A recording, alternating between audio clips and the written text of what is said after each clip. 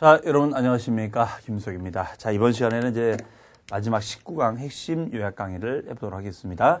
자, 우리 19강에서는 이제 배웠던 게 좀 난이도가 있는 내용이 있었죠. 부당행위 계산 부인이다. 그래서 부당행위 계산 부인이라는 것은 특수관계인과의 거래를 통해서 그 거래 금액 때문에 조세 부담이, 세금 부담이 감소 효과를 가졌을 때는 부당하다. 불법 행위는 아니었었습니다. 그런 대표적인 경우에는 자산을 비싸게 사거나 싸게 팔게 되면 시가 대비 그러면 취득가액을 업을 시키고 양도가를 낮추니까 차익이 줄어서 세금이 줄어드는 구도가 된다고 그랬어요. 그래서 그럼 무조건 고가고 저가면 다 부당행위냐? 그건 아니고 3억 이상 차이가 난다거나 또는 시가의 5% 이상 차이가 나면 부당행위가 될 수 있다라고 했었습니다.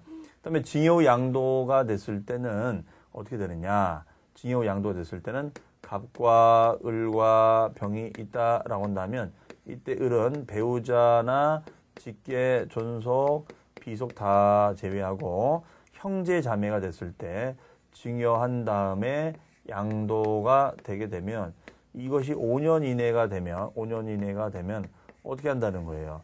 그러면 이 경우에는 이 징여를 부당거래로 보자. 그렇죠? 부당거래로 보자 이런 얘기입니다. 자, 대신 5년 이내가 됐을 때 그러면 징여세 낸 거 요거는 다 무효가 된다. 이런 얘기가 되겠죠. 이런 것을 부당행위 계산 부인이다라고 얘기를 하고 있습니다. 그러면 납세문자는 징여자가 되고 징여는 취소가 되고 그다음에가 다만 조세 부담이 감소가 됐을 때 징여세와 양도세 합계액이 직접 양도가 더 적었을 때만 부당행위를 본다는 거죠. 그렇지 않으면 아니다라고 있었습니다. 그 다음에가 예정신고, 확정신고입니다. 자, 여기서 중요한 게 예정신고였죠? 얘는 양도일이 속하는 달의 말로부터 며칠까지요? 2개월까지 신고하자.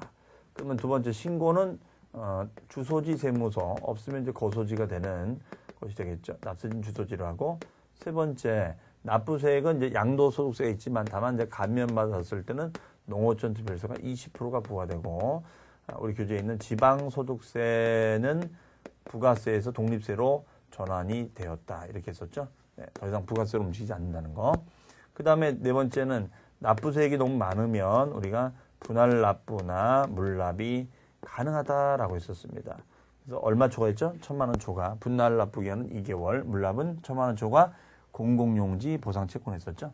확정신고는 언제까지였습니까? 2년 다음에 5월 1일부터 5월 말까지였다. 이렇게 됐었죠. 그 다음에 예정신고를 안 하지 않으면 여섯 번째 가산세를 물게 되기 때문에 예정신고가 중요하다라고 했습니다. 그 다음에 국외자산의 양도인데 이거는 이제 국내 자산의 양도와 차이점만 정리하시면 되겠죠. 첫 번째는 거주자로서 몇 년 이상, 5년 이상 거주한 자를 말한다. 두 번째는 미등기상의 불이익이 없다. 그렇죠. 등기 안 했다고 해서 뭐 비과세 못 받고 공제 못 받고 70%세를 맞는 것이 아니다 이런 얘기죠. 세 번째는 장기 보유 특별 공제 적용은 안 된다. 하지만 기본 공제 적용은 된다. 이런 얘기죠. 그렇죠? 그 다음에 네 번째는 50% 40%의 이런 세율 규정이 없다는 것이죠.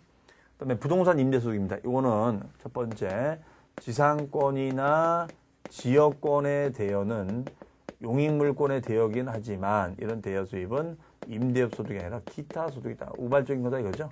자, 두 번째는 전답을 대여한다거나 아니면은 1주택자를 대여했을 때 이 대여 수입은 과세하지 말자. 단 고가주택이라든가 국외 소재 주택은 안 된다 이거죠.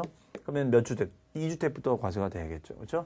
다만 우리가 간주 임대료 같은 경우에는 어떻게 한다고요? 간주 임대료는 3주택 이상이고 보증금 합계액이 3억을 넘었을 때만 우리가 적용이 된다는 사실입니다. 다만 3주택일지라도 전용 85제곱미터 이하는 제외를 하고 있습니다.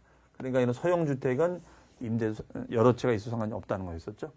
그 다음에 이제 사업소득 구분에서 매매업과 건설업의 구분이 있었습니다. 그럼 결론이 뭐냐? 기존에 있는 부동산을 팔아도 매매업. 그래서 부가세법상 1회 이상 취득하고 2회 이상 팔면 매매업으로 보는 거죠. 그 다음에 이제 신축 분양, 상가 등을 신축 분양하면은 매매업으로 보지만 주택을 신축 분양했을 때는 뭘 본다? 건설업으로 본다는 거죠. 그러면 건설업이 세금은 덜 나오겠죠. 그렇죠? 자, 이렇게 소득 구분을 하시면 되겠습니다.